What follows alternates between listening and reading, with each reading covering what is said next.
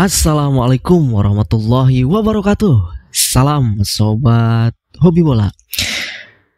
Kurang lebih sekitar 6 jam lagi malam ini kita akan menantikan timnas Indonesia yang akan bertanding melawan tuan rumah Arab Saudi di matchday pertama kualifikasi Piala Dunia 2026 zona Asia di round 3. Tentunya kita sudah tidak sabar menantikan 6 jam lagi akan segera dilaksanakan kick off, dan di kualifikasi Piala Dunia zona Asia round 3 ini sudah dimulai hari ini ya. Tadi sekitar pukul 5 sore atau pukul 17 sudah ada kick off pertandingan antara Australia melawan Bahrain di grup C. Begitupun juga pertandingan antara Jepang melawan Cina ya. Tadi sudah kick off dan saat ini masih berjalan.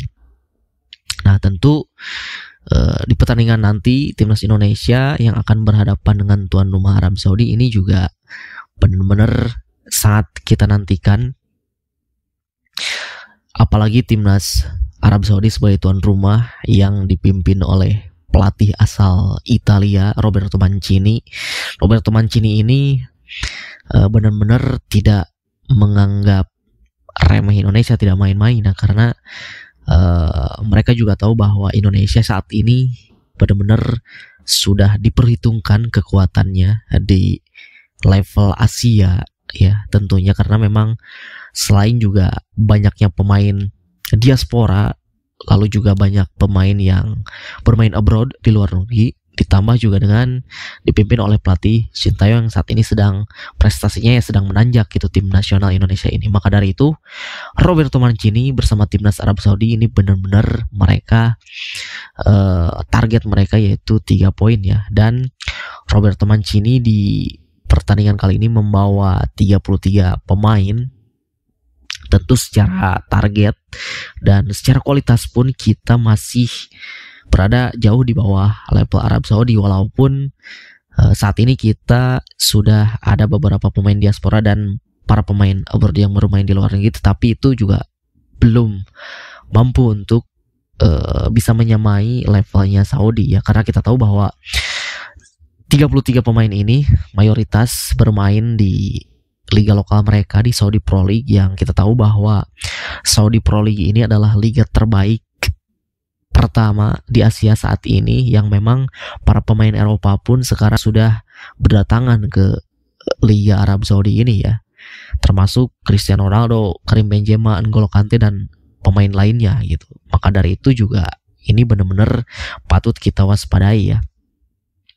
Lalu juga tolak ukurnya adalah dari nilai harga pasar pemain atau nilai harga pasar skuad. Perbandingan ini juga cukup jauh ya, dimana nilai harga pasar dari skuad Arab Saudi itu mencapai 590 miliar. Sedangkan nilai harga pasar dari skuad timnas Indonesia itu berada di kisaran angka 290 miliar. Bahkan 2 kali lipatnya pun ini tidak nyampe ya. Nah, maka dari itu ya walaupun begitu tetapi tidak ada yang tidak mungkin. Kita masih punya harapan dan kita masih punya peluang, tetapi sekali lagi kita selaku pendukung atau pecinta timnas sepak bola Indonesia, ekspektasi kita ini patut dikondisikan ya. Kita juga harus realistis, apalagi melawan tim yang secara ranking pun jauh di atas kita ya gitu. Nah, di video kali ini saya akan mencoba membahas bagaimana di pertandingan nanti malam tentunya pasti akan terjadi pertarungan antar lini nih. Nah, kita bahas nih. Tentu di Arab Saudi ini terkenal ada beberapa pemain dan juga ada salah satunya pemain termahal. Mereka ada beberapa pemain termahal di Liga Arab Saudi juga.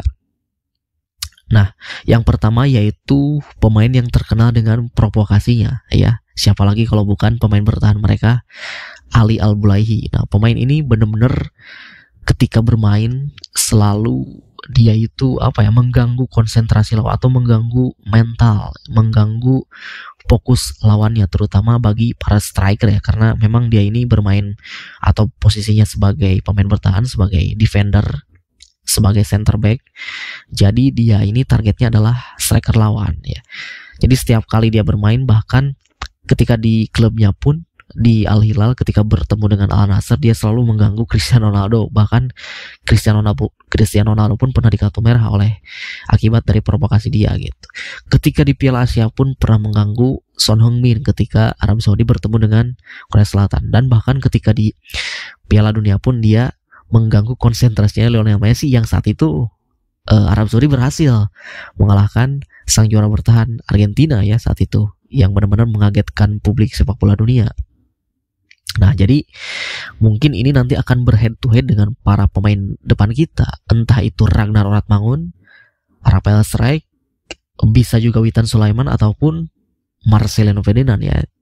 Kita mesti hati-hati untuk menghadapi pemain yang satu ini. Tapi pernah juga di suatu kondisi dia terpancing juga oleh provokasi lawan. Nah, mungkin pemain kita juga harus lebih pintar daripada dia nanti supaya dia para pemain kita bisa memancing emosinya dia juga, seperti itu ya.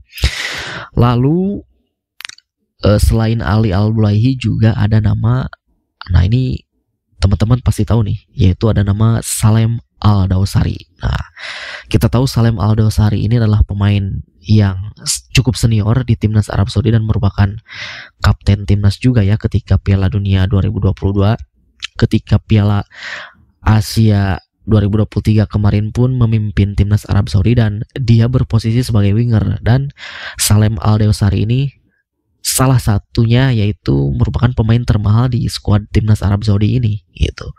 Jadi Salem Al-Dawsari ini benar-benar menggunakan skillful dan tentu ya sebagai termasuk goal getter juga ya, karena sudah beberapa tahun membela timnas Arab Saudi. Kurang lebih sekitar dia mempunyai 32 caps bersama timnas Arab Saudi dan sudah mencatatkan 22 gol bersama timnas Arab Saudi. Nah, tentu ini perlu diwaspadai nanti karena berposisinya sebagai winger kiri. Nah, nanti ini akan berhadapan tentu dengan wingback atau back kanan kita nanti, entah itu Asnawi atau Sandy Walsh. Jadi perlu hati-hati untuk menjaga pergerakan dan juga tusukan-tusukan dari Salem Al-Dawsari ini. Karena ya Salem Al-Dawsari ini juga kita tahu bahwa dia salah satu yang mencetak gol ke gawang Emi Martinez, ke gawang Argentina saat itu untuk menumbangkan timnas Argentina. Nah, tentu ini perlu kawalan yang cukup ketat juga. Jangan sampai pemain ini dibiarkan bebas untuk bergerak nanti di sisi kanan pertahanan timnas Indonesia ya, seperti itu.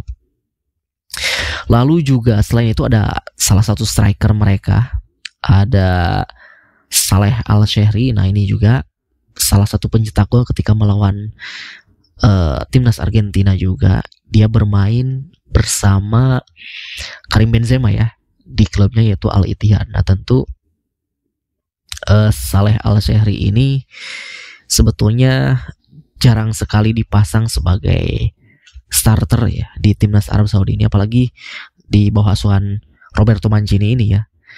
Roberto Mancini ini selalu menggunakan Saleh Al-Shehri ini sebagai super sub gitu. Tetapi kita juga perlu mewaspadai nanti bisa saja Saleh Al-Shehri ini akan langsung head to head dengan center back kita, entah itu Jai Idses, Rizky Ridho ataupun nanti Sandy Walsh atau Nathan Cho nanti yang akan dimainkan untuk menggantikan posisi dari Justin Hubner. Nah, lalu striker lainnya yaitu yang tentu ini sangat harus diwaspadai, striker yang saat ini mereka punya. Dia berusia 24 tahun, yaitu bernama Firas Al-Buraikan. Nah, ini adalah pemain yang paling mahal di timnas Arab Saudi yang nilai harga pasarnya kisaran mencapai 104 miliar ya. Firas Al-Buraikan ini bermain di Al-Ahli, merupakan salah satu klub di Liga Pro Saudi, dan tentu dia berduet dengan Roberto Firmino ya di Al-Ahli. Dan di musim lalu, di Saudi Pro League musim lalu, dia termasuk menjadi top skor, jajaran top skor di Saudi Pro League ya, termasuk 5 besar di bawah Cristiano Ronaldo, di bawah juga Alexander Mitrovic ya. Jadi ini benar-benar patut diwaspadai pergerakan dari si Firas Al-Buraikan ini. Tentunya harus dijaga oleh seorang Jai Idses nih, yang benar-benar harus memarking pergerakan dia, jangan sampai para pemain bertahan kita ini memberikan ruang dan memberikan ruang tembak, apalagi sangat berbahaya ya, seperti itu. Nah, tetapi di antara pemain-pemain yang saya sebutkan tadi, entah itu Ali Al-Bulaihi, Salem Al-Deosari, begitupun Saleh Al-Syehri dan juga Firas Al-Buraikan ini, ada salah satu pemain yang paling harus penting diwaspadai, yaitu pemain tengah mereka, gelandang mereka yang bernama Mohamed Kano. Nah, Mohamed Kano ini pemain yang dimiliki oleh Arab Saudi, gelandang yang sangat kreatif. Dia bermain di lini tengah dan dia pun berpostur sangat tinggi gitu. Tingginya sekitar berapa ya? Hampir 2 meter mungkin, 190 sekian ya. Dan benar-benar sangat tinggi. Jadi pemain yang bernama Mohamed Kano ini bermain di klubnya Al Hilal dan satu klub dengan Salem Al-Deosari, tentu mempunyai koneksi yang sangat baik dengan Al-Deosari ya. Entah itu di klub maupun di negaranya, di timnas Arab Saudi. Jadi menurut saya pergerakan dari pemain ini, Mohamed Kano ini, harus benar-benar dimatikan. Ya, salah satunya tugas yang dibebankan oleh STI untuk menjaga seorang Mohamed Kano ini ya tidak ada lagi selain Nathan Cho. Karena kita tahu bahwa Nathan Cho ini ketika dimainkan di posisi gelandang itu sangat baik. Pada awalnya ketika Piala Asia U23, yang memang posisi aslinya kita tahu sebagai bek kiri, dan saat itu Nathan Cho dirubah posisinya oleh Sintayong menjadi gelandang, duet bersama Ipar Jenner itu benar-benar luar biasa. Ketika duet sama Ipar Jenner di timnas U23, Nathan Cho ini bertugas untuk menjaga keseimbangan lini tengah timnas, lalu juga memotong serangan lawan dan mematikan pergerakan lawan, dan juga memberikan kebebasan bagi tandemnya atau duetnya di lini tengah. Ketika di timnas U23 memberikan kebebasan kepada Ipar Jenner untuk lebih berkreasi di depan, maupun di timnas senior pun ketika diduetkan dengan Tom Hai memberikan keleluasaan juga bagi Tom Hai untuk lebih berkreasi, memberikan umpan-umpan ke depan. Nah, tugas itulah yang harus diemban oleh Nathan Cho nanti malam ini. Jadi benar-benar si Mohamed Kano ini, gelandang yang sangat-sangat kreatif ini, benar-benar pergerakannya harus dimatikan. Walaupun ya secara postur tubuh memang Nathan Cho kalah tinggi, tetapi ya jangan sampai si Mohamed Kano ini memberikan umpan-umpan yang bisa membuat Salem Al-Deosari, Saleh Al-Syehri atau Firas Al-Buraikan ini bebas bergerak di kotak penalti kita ya. Jangan sampai benar-benar mengirimkan umpan-umpan yang berbahaya. Ini benar-benar harus dimatikan pergerakannya di lini tengah gitu ya. Jadi itu yang paling penting. Memang ada beberapa pemain yang membahayakan terutama di lini depan tadi yang sudah saya sebutkan, tetapi yang paling penting yaitu tadi bagaimana caranya para pemain timnas kita, terutama ya harapan saya sih Nathan Cho memang diturunkan sebagai gelandang bertahan gitu untuk mendampingi Tom Hai, agar Tom Hai bisa leluasa nanti bergerak ke depan, memberikan atau menyalurkan bola-bola ke depan, lebih berkreasi, dan Nathan Cho berfokus untuk menjaga keseimbangan lini tengah, untuk memotong serangan lawan dan juga mematikan, yaitu salah satu gelandang kreatifnya Arab itu, Mohamed Kano. Seperti itu.